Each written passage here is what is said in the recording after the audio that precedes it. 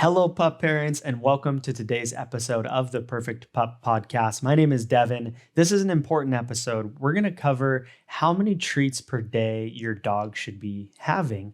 We've talked a lot about obesity in dogs and how bad it can be for their health and longevity and their overall happiness. And we're going to talk about how the treats that you give them and how many you're giving them can actually play into that obesity and overweight problem. So let's get right into it.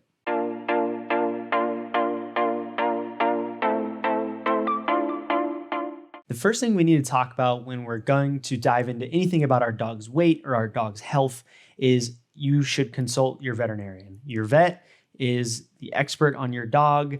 I don't know your dog. I've never met your dog, unfortunately, but your vet has, and your vet is going to understand their health and their weight a lot better. So your first resource with anything health and weight related for your dog should be your vet. Now that we've covered that, let's talk about body condition score. So most vets and online, you'll find a lot of resources about what's called body condition score. Essentially, it's a scale from 1 to 9, and you want your dog to be at a 4 or a 5, so in the middle. The scale goes like this. There are multiple factors that determine where your dog falls on this scale, but it is a way to determine if they're at a healthy weight or underweight or overweight.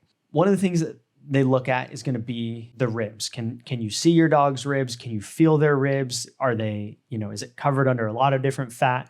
Another one is, can you see your dog's waist? If you look from them overhead, is there a bit of an abdomen tuck? Is there a waist tuck? Can you see generally that shape of, their chest area, shortening in for their waist and going back out for their rear end and their hips?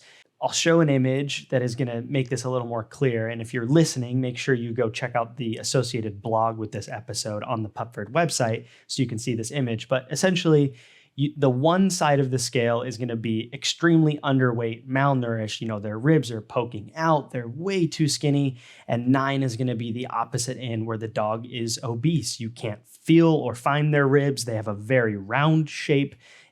The dog is unhealthy. And again, you're shooting for that 4 or 5. So be sure to check out that body condition score chart, and you can do it on your own to kind of get an understanding of where your dog lands. Of course, consult your vet as well. Once you have that understanding, you can go and we'll link to a calorie intake calculator. So what this is going to tell you is you're going to be able to input your dog's current weight and their ideal weight. So if they're under, and that's why it's important to know if they're under, over, or at their ideal weight. Because if you just want to maintain, you're going to feed differently than if you want them to lose weight or gain weight. You punch in your dog's weight, whether they're intact, spayed or neutered, it will, and then you'll give a range of where you want your dog's weight to be, and it'll give you a total amount of calories to feed your dog.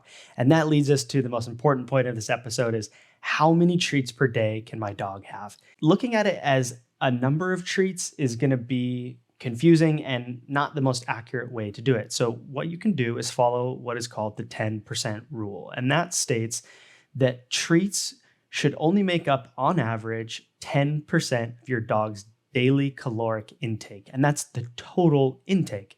That's not if your dog needs 1,000 calories, that's not plus 10% of treats. That means if your dog needs 1,000 calories and you are planning on consistently feeding treats, you should be deducting that from the amount of food that you're giving them. Again, looking back, this is why it's so important to understand if your dog is at their ideal weight or not. 10%, right? And it can kind of sound like an arbitrary number, and there's flexibility with it. But generally speaking, 10% of your dog's calories can come from treats. So what would constitute a treat? It would be anything that is not your dog's normal meals. So that could be chews like bully sticks or antlers, or it could be training treats, or it could be some jerky rewards, or it could be, a piece of cheese you give your dog off of your plate at dinner. Whatever it is, those are all going to factor in. And I will make a note here that you don't need to be ultra calculated about it. You can be, and it can be beneficial, but it's good to just have a general sense of roughly how much you can be giving your dog in treats per day. And that leads to a really important point, and that is understanding that the treats that you give really do matter. Here at Pupford, we really try to offer low calorie, healthy, often minimal or even single ingredient treats. So number one, you know exactly what's in it. And number two, you can understand on the back of the bags, if you buy treats from us, you can see the estimated calories. And our training treats are all about 1 kcal or 1 calorie or less per treat. And that's really at the root of what we're trying to accomplish here at Pupford, and what we want to help educate pup parents about is that, you go look at other training treats on the market, and I can tell you, I've done a lot of research on this. You will find that some of them are 3, 4, 5, 6 calories per treat. And when you think about a training session, let's say even if you're training for 30 minutes, how many times on average are you going to give a reward to your dog? And if you start doing the math and adding up those treats, you're going to see, wow, this is a lot of calories that I am giving my dog. And maybe I'm overfeeding them. Maybe it's contributing to them gaining weight. The treats that you choose really do matter.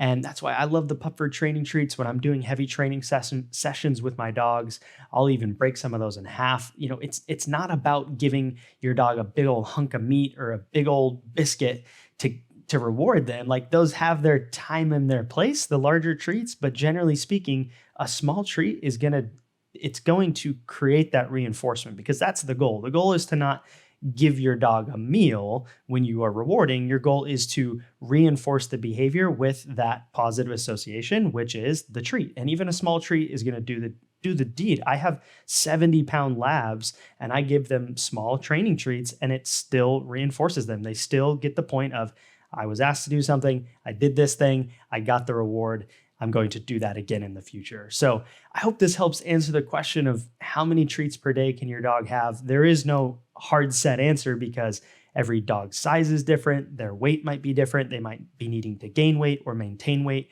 But again, as a general rule, 10% of your total caloric intake for your dog can come from treats. So if you found this episode helpful, please share it with another pup parent, and or leave a review on Apple Podcasts. It is extremely helpful for getting more exposure for this, and just generally, I like to see the feedback and what episodes you do or don't like. But other than that, we will catch you on the next episode.